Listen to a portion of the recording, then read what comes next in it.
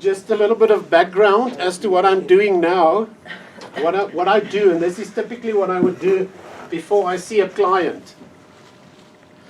It's sometimes a luxury because of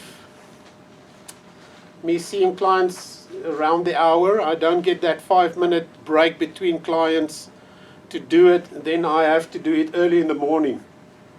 What I would do is to open up my client's questionnaire. So what your client does, you send it via email to your client. Or if you are so blessed to have a personal assistant, ask her to do that and draw up a template as an email that she can use over and over again. She sends it, or you send it to your client, requesting your client to complete this and to send it back when your client has finished doing it. Then it comes back to you in your inbox. And you open it from there, or you download it from there. And for all of my clients, I've got a folder that I've opened on my hard drive. So I've got life coaching clients and a folder with each one of them. And since I do executive coaching, I've got for the executives and some relationship coaching as well. I open a folder for each one of my clients. Everything that happens between me and my client that is sent to my client to complete and comes back to me, I put into that client's folder. Now, before I see my client, what I do, all these things are just practical things that I do that I need to tell you because it just makes it easier for you to have a frame of reference to understand what I do. You don't have to exactly follow my steps, but sometimes when you haven't done anything like this before, it's good to just see and hear how it's done by someone that does it often. Typically, this would be not a first session. It would be from anything from a second session onwards.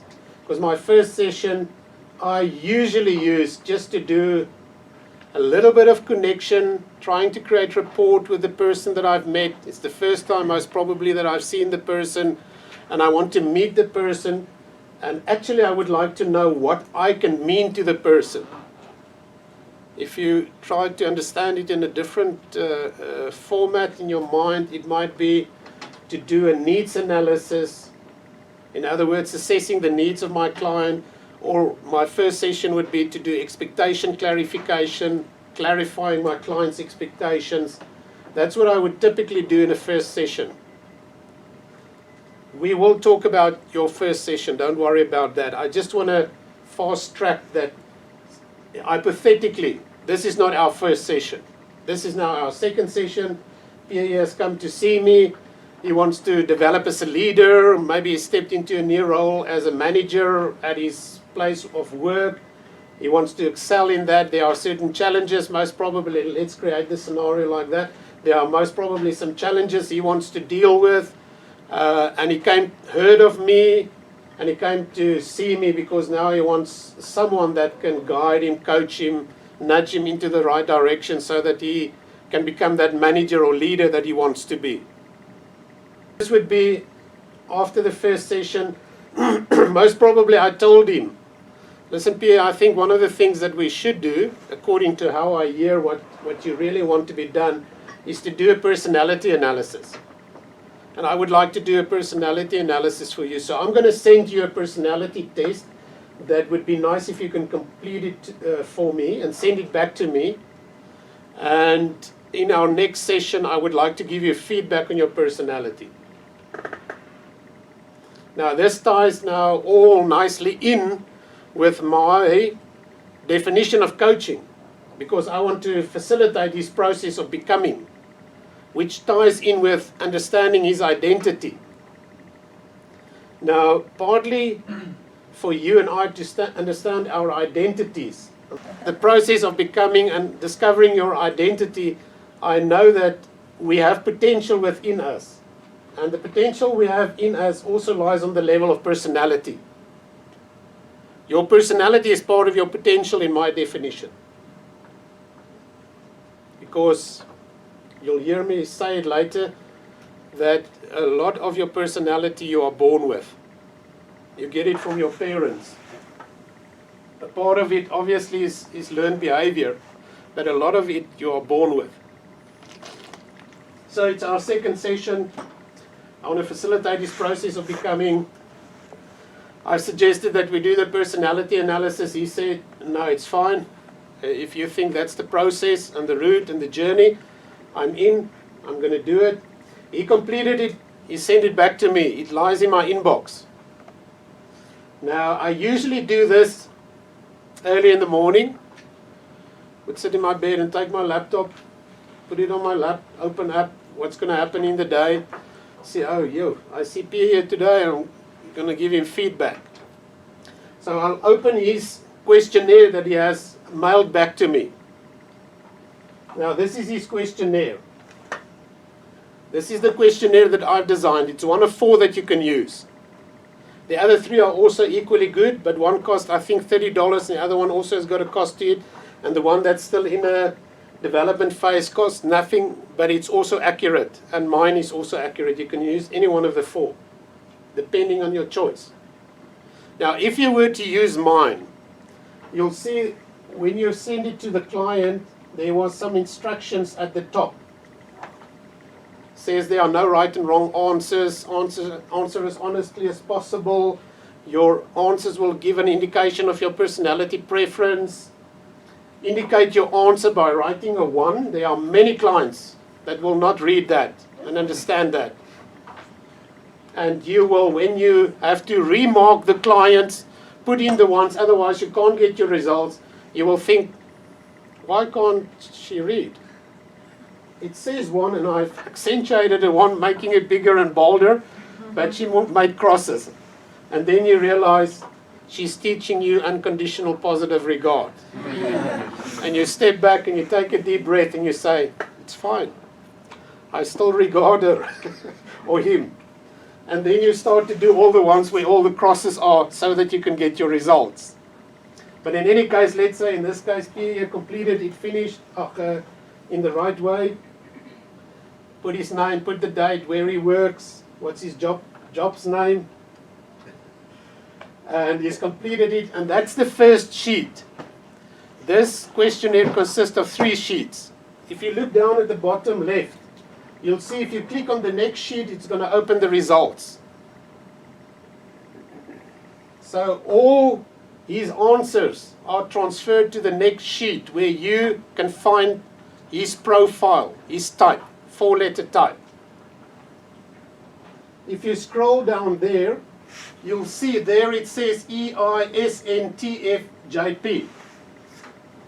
This is his total score for E, his total score for I, his total score for S, his total score for N, for T, for F, for J, and for P. Now, if you take E and I, and you'll see as I explained to him his personality type, the one that is scored the most is his preference. If you look at that, his scores are 17.8. So between E and I, his preference is E. I'll explain everything to you a little bit later. I just want to give you all the technical stuff, introduce you to the technical stuff. If you look at the second one between S and N, he will have a higher score. Your client will always have a higher score because the maximum out of which it can, in Afrikaans you would have say, tell, it would be 25. It's impossible to get 12-12. You will get 12-13, which will give you an indication of his highest score. And then the third one, T and F, the highest between T and F is an indication of his 3rd letter profile, of his profile. And then J and P, the highest one, will give you an indication of his last letter of his profile. There are, in combination, I'll be with you just now, Gerard, there are in combination a total of 16 different personality types that you find in this personality paradigm. Yes? May I ask a question? Please do. What do you do if a client didn't answer all the questions? Do you answer it for the client, or will that then be hour 24, hour 23, or what? It's a good question. It sometimes happens, rarely, but it does. What I would do is, just before we go into getting the final score, I would ask the client, go back to the questionnaire itself And let's say it was that question, question number 5, do you act immediately or eventually? You see there's no score there. Let's say it will look like that. Then I would ask, I see you've missed one question. Would you mind us just completing that question so that I can get your full score? And then I would ask him, question 5, do you act immediately or do you act eventually? How do you see yourself? Jy het dit beantwoord uitgegee, so wat kan ek nie onthou nie. I would say you act immediately. Ja. No, it was immediately. And then I put it in there, and then I know the scores will tally up to 25. But it rarely happens. But it will happen, because clients make crosses when they are supposed to make ones, and you learn unconditional positive regard.